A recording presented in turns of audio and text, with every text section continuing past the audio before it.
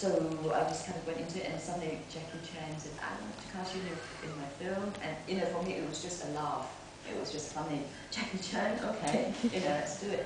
But I really had the mentality at the time, okay, I'll just hang around and do this and see what happens. And it was very good money, you know, for a young person to be able to earn that kind of money. And I thought, okay, I can save up a bit and then go and buy a flat in London, or, you know, to start another life somewhere else. So that was during that period.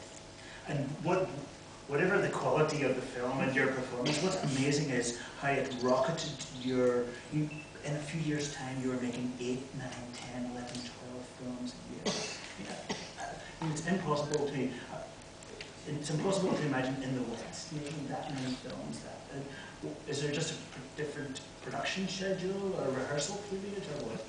I mean, apart from, I was lucky to have been in a few kind of big blockbusters right from the beginning of my career, so that's why I became kind of like popular very early at the time.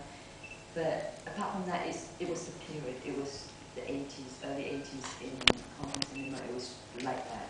I mean, when I first started in '83, I remember there were lots of films being made, but as the years went by towards late 80s, there were like 300 films a year in just Hong Kong being made. And actually Hong Kong Films was feeding the Singapore, Malaysia, Thailand, Indonesia, Taiwan, you know, all of Asian market except for Japan. So a lot of demands for films from Hong Kong at the time were, you know,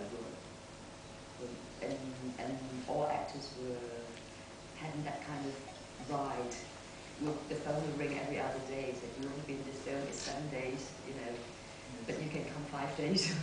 Or, you know, it was just all so easy. Films were made without scripts, not synchronizing them.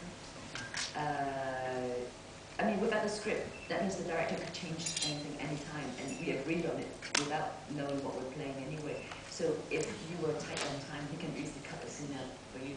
And the way they were shooting is actually when we didn't have 2 actors in the same room at the same time, it'd be like 1, 3, 5, 7 on you, 2, 4, 6, 8 on me, and he'd go back and cut it, and it's a scene. So films were being made that way, so it was very possible to do 9 and 10 a year, even for one actor.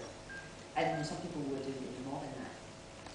And the contrast is unbelievable between that process that you've just described and the next film I've got a clip of. 7 years after that, in that scene you've just walked through a door into a room, you're a giggly ingenue girl.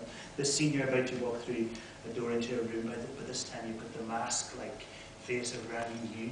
It's the film Centre Stage, which we showed last night, and you can see it, a thunderous applause.